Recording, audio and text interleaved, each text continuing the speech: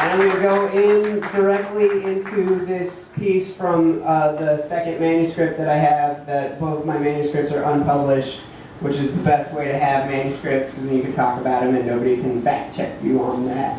But this is, I worked on this thing when I first moved to Portland, this book called Fountain, which thematically dealt with exploring the past, youth, and the things you lost and the things you wish you could hold on to. And it also thematically, in a totally different way, used soda titles, like soda for every title in the book. So this is from that. It's called Heads Up, 7 Up.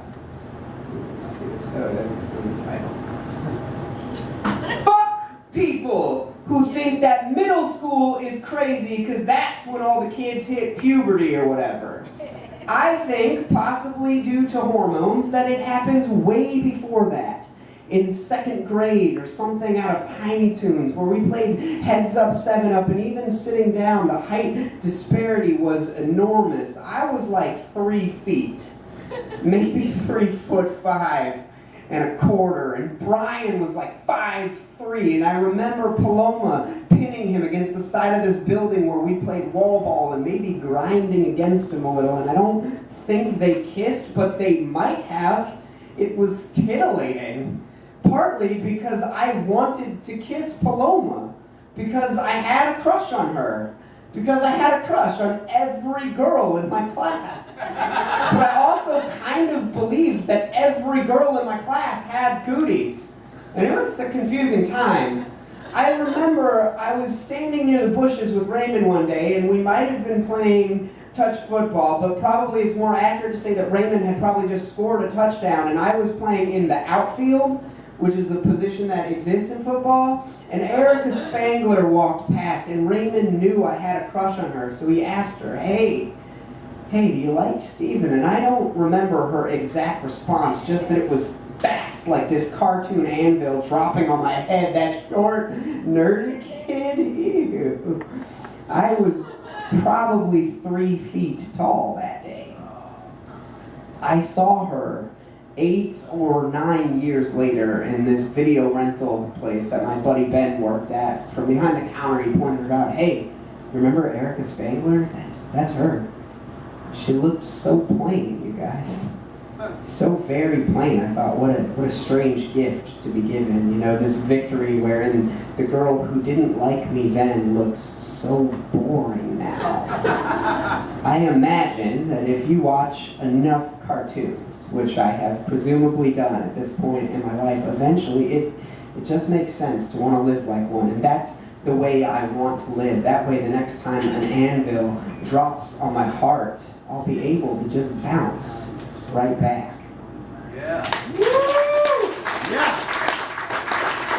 This is a short one from the same collection. It's called Mud, as in mud soda, which is a thing that exists out there in the world. You can look for it. It's like, I don't know, it's a weird chocolate egg cream. Sounds like a Primus song. Yeah, it really does. Primus is a very formative influence, but not on this poem for whatever reason. For a while, none of the bugs in the neighborhood were safe. Matt and Jason and I were terrors with aerosol spray cans, magnifying glasses, household chemical mixtures, drowning flies, just so we could cover them in piles of salt and watch them slowly spaz their way back to life. This unwarranted cruelty is where I always felt most like a boy, like other kids my age. I was not good at taking a beating because I cried easily, and I was terrible at sports, but at killing defenseless things without mercy, I was unparalleled. I found later in life that my strongest bonds with men came not from denying transgressions, but in sharing them. When Aaron and I spanked it to his dad's porn stash, or helping him knit clothes from the local CVS, or just being more open about the lecherous sides of my internet usage. There is no road for a man to walk that does not take him near hell. The temperature furnace of manhood is set to awful, to melt kindness from the bones. My dad only felt like my father when he lost his cool, when the veins in his biceps flared their potential for harm. Only that he did not use them is where I learned control. Only when the dirt itself fought back were the insects safe.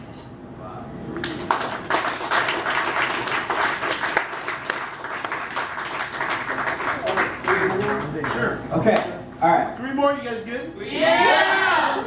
Cool. I have books. I don't always mention them, but I have books at the table. There's 3. One is a collection of, I've been writing sonnets for like the past year. It collects, I have like 160 sonnets right now. They're all based on characters from the Song of Ice and Fire series by George R. R. Martin. They're sonnets of ice and fire, and I collected like 30 of the best ones and put them in a book. I also have my chapbook of called Dim Sum Poems by Stephen Michael Meads, because Dim Sum Poems in there. And then I have a collection of work that also features my tour mates from this tour that I went on in April, Chris Legion and Mark Anderson, who are also great poets and totally worth checking out. Chris Legion is the person that sent me my set list tonight that I have changed and altered. Each one of the books is $7, and if you buy multiple books, there's deals and they kind of go down. So it's like buy 2 and it's $12, and buy 3 and it's $15. So if you want books, I have lots of books, and I would love to give you books for money. All right. So I'm going to do 3 more poems, and then I'm going to sit down, or you use the bathroom and then sit down.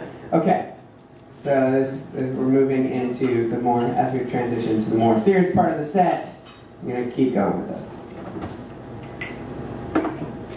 In going to the zoo with my dad, I was always struck by the arrogance of the peacock, strutting across the grounds as if to say, do you understand that I could be anywhere I want and I simply choose to spend my days here?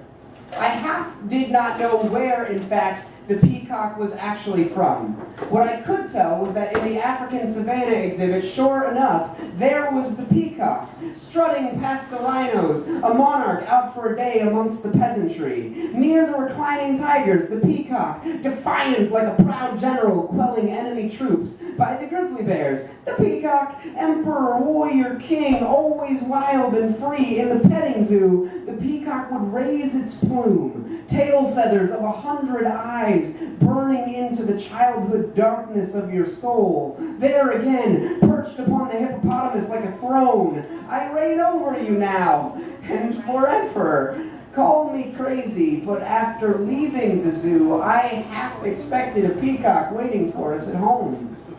I know, but my sister did own this single feather, a quill she kept in the pencil jar on the top of her desk. I'd open the bedroom door cautiously, preparing to avert my eyes in a split second from the death stare of the basilisk bird. It was never there, just the feather next to a locked diary, the feather with its single eye, deep blue spot, always watching as the outside wilderness seemed to descend upon the order of the home more with each passing day. Hours brought into eerie quiet, some lurking predator preparing to swoop down and undo us all. Anger, guilt, depression, remorse, petulance, strain. I wanted the ferocious confidence of the peacock, but I could only ever leave my footsteps in escape sounding like, do you understand that I could be anywhere I want, and I simply chose to spend my days here?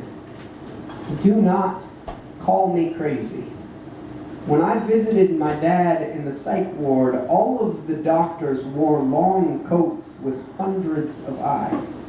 Each one pried down into my soul, into the dark parts where I blamed myself for everything, for him, for having to visit him there. My father was a great man, a doctor himself. He should have been ruling still, always wild and free. Instead, I saw him there, crushed like a quelled peasant, his soft eyes wandering, trapped like a creature in a zoo. I was struck. Averting my own, I could not let go of those thoughts of the peacocks all around me. I reign over you now. and forever. It was my own arrogance to think I did not belong.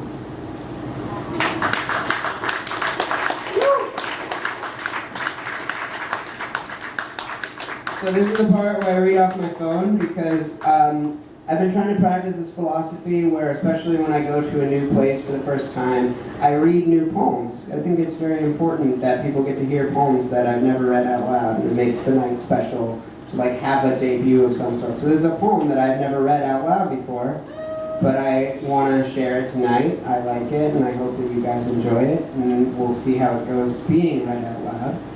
And this is for you guys. So again, thanks for having me up here. Two pieces afterwards, we're counting down. Thousands of geese are hullabalooing my arrival at the park. Breadcrumb fanfare from the lone Asian woman seated across the pond. I wish they were swans, because something about swans makes them seem more poetic. And my mind works like that. What is the most poetic thing? As if I could just wish it into the wind, like so many horns honking, like so many geese forming the flying V's of victory overhead. The sun is almost intrusive today. Hey, it shouts, enjoy the world. I am showing off for you. I don't get paid to do this. Last time we were here, there were ducklings waddling around. We named the slowest one Lil Cruiser. Our hands pancaked or waffled or switched between breakfast items. The willows were all rustling cool breezes. They were all whispering that lover's hush over the honking. In fact, I'm going to go ahead and say it. Last time we were here, all of the geese were swans. We were together, so everything had this deep poetic symbology. Now I walk around the park alone, and I feel like the sun is yelling at me to cheer the fuck up already, and everything blares how awesome life is, and I just want it to stop. I can't cry hard enough to block out the world. Only blur its beauty, only run the edges, only calling you does not bring you back. All of the geese are flying this shitty V for vanquished. I languish on the beach across from the pond where all the geese eat, desperate from some woman to look at them.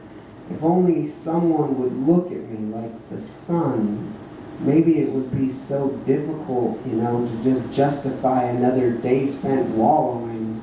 Is it the only thing I know that is truly over? I do not recognize any of the geese now or the ducklings. They could all be Lil Cruiser. They could all be the one struggling to catch back up. Yeah! Alright, thanks once again. I got one more poem for you guys. This is in the book Dim Sum Poems. So that I did poems that you could actually buy for a change, which is kind of cool. Please talk to me after the set and let me know if you liked what I did. This is always reassuring. Or if you tolerated what I did, but you want to say nice things, and then later on you're gonna go online and say this dude what the fuck was his deal? He was into boners all the time. Whatever you want to do, but I would appreciate it. I like talking to people and meeting people in the social construct of the Bright Cafe. So you can try that out. This is my last piece for you guys.